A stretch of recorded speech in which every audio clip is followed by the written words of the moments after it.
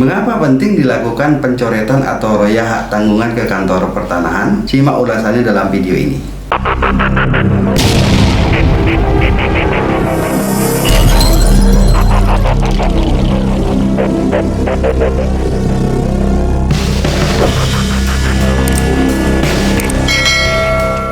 Assalamualaikum warahmatullahi wabarakatuh. Halo rekan-rekan, apa kabar semuanya? Balik lagi bertemu saya di channel ini, Dani Danila, channel edukasi hukum di bulan suci Ramadan. Untuk rekan-rekan yang sedang menjalankan ibadah puasa Ramadan, saya ucapkan selamat menjalankan ibadah puasa Ramadan. Semoga puasanya berkah dan semakin baik kualitasnya dari tahun-tahun sebelumnya. Pada video kali ini kita akan membahas tentang pentingnya royah atau pencoretan hak tanggungan.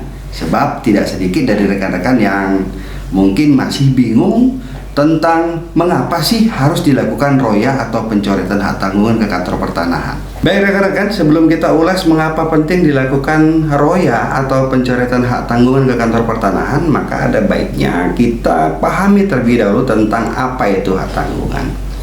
Sekedar informasi bahwa Undang-Undang Hak Tanggungan ini diatur di Undang-Undang Nomor 4 Tahun 96 tentang hak tanggungan. Pada dasarnya, hak tanggungan ini adalah merupakan bagian dari hukum perikatan yang semula diatur di dalam buku 3 KUA Perdata tentang perbankan tenis atau perikatan. Seiring dengan perkembangan dan kemajuan zaman, kemudian perihal hak tanggungan ini kemudian dikeluarkan tersendiri dari buku ketiga dan diatur secara terperinci dengan Undang-Undang Nomor 4 Tahun 1996 tentang hak tanggungan dan benda-benda yang dijadikan sebagai jaminan objek hak tanggungan. Secara sederhana dapat dipahami bahwa sebenarnya hak tanggungan itu adalah hak untuk menjaminkan suatu hak bidang tanah yang diatur di dalam UPA. Ada hak milik, hak guna bangunan, HGU, dan seterusnya untuk dijadikan sebagai objek pelunasan hutang tertentu. Di dalam hak tanggungan ini memiliki keistimewaan, yaitu hak yang didahulukan terhadap si kreditur pemegang hak tanggungan dibandingkan kreditur-kreditur lain. Ada beberapa tahapan dalam pengikatan hak tanggungan ini rekan-rekan. Yang pertama adalah tahapan kesepakatan antara debitur dengan kreditur terkait dengan hak bidang tanah mana yang kemudian dijadikan sebagai objek jaminan dalam perjanjian pokoknya atau perjanjian kredit. Setelah terjadi kesepakatan antara debitur dengan kreditur, kemudian kesepakatan ini dituangkan dalam bentuk akta otentik tertulis yang dibuat di hadapan pejabat pembuat akta tanah atau PPAT.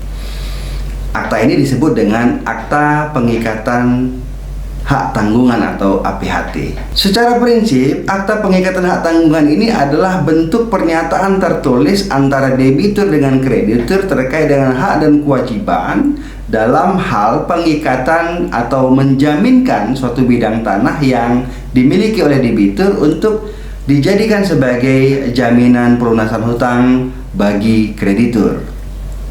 Lalu berdasarkan akta pengikatan hak tanggungan ini kemudian didaftarkanlah ke kantor pertanahan dalam waktu 7 hari setelah APHT atau akta pengikatan hak tanggungan tersebut ditandatangani oleh debitur dan kreditur. Setelah prosesnya selesai, maka kantor pertanahan akan menerbitkan yang namanya sertifikat hak tanggungan. Di dalam sertifikat hak tanggungan ini juga dijahit menjadi satu Akta Pengikatan Hak Tanggungan tadi atau APHT sebagai bagian dari warka untuk mengetahui sertifikat hak atas tanah yang mana yang dijadikan sebagai objek jaminan kredit. Singkat cerita, sertifikat hak tanggungan ini menjadi pembatas terhadap sertifikat hak atas tanah yang dijadikan sebagai objek jaminan kredit tadi. Dengan kata lain, sertifikat hak atas tanah yang rekan-rekan jadikan sebagai jaminan objek kredit dalam hak tanggungan tadi, ini tidak bisa diganggu atau tidak bisa dialihkan atau tidak bisa dibuat apapun di atasnya sepanjang itu masih menjadi jaminan objek kredit dan dipegang haknya oleh si pemegang hak tanggungan, yaitu kreditur. Maka begitu rekan-rekan melunasi hutang piutang atau perjanjian kredit sebagai perjanjian pokok tadi, maka mintalah surat keterangan pelunasan atau surat keterangan royah untuk dijadikan sebagai dasar untuk rekan-rekan bawa ke kantor pertanahan sebagai bagian dari proses pencoretan atau royah. Sebab tanpa dicoret atau diroyah itu sama artinya sertifikat hak atas tanah yang rekan-rekan jadikan sebagai jaminan tadi tetap masih berada di bawah penguasaan sertifikat hak tanggungan, yaitu haknya si kreditur. Sederhananya, bila mana sertifikat hak tanggungan tadi tidak dihapus atau diroya atau dicoret, maka sepanjang itu pula sertifikat atas tanah yang rekan-rekan miliki berada di bawah penguasaan si pemegang hak tanggungan. Padahal hutang atau perjanjian kreditnya sudah lunas. Peristiwa ini banyak sekali terjadi yang mengabaikan begitu lunas perjanjian kreditnya terhadap bank tertentu, si pemilik sertifikat atas tanah tidak sadar dan tidak segera menyelesaikan pencoretan atau royanya ke kantor pertanahan. Alhasil sampai sekarang si pemegang sertifikat atas tanah masih memegang sertifikat yang di dalamnya ada catatan bahwa sertifikat atas tanah tersebut masih dalam jaminan hutang piutang atau kredit. Dengan kata lain, roya atau pencoretan hak tanggungan belum terjadi terhadap sertifikat tanah tersebut.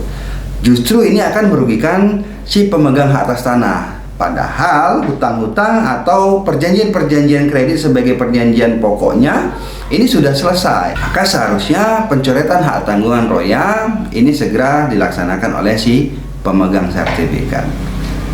Syarat-syarat yang dibutuhkan untuk melakukan pencoretan atau roya adalah yang pertama, sertifikat asli hak atas tanah baik hak milik, hak guna bangunan atau hak guna usaha. Yang kedua, fotokopi KTP dan kartu keluarga si pemegang hak ya, yang namanya tertulis dalam sertifikat atas tanah.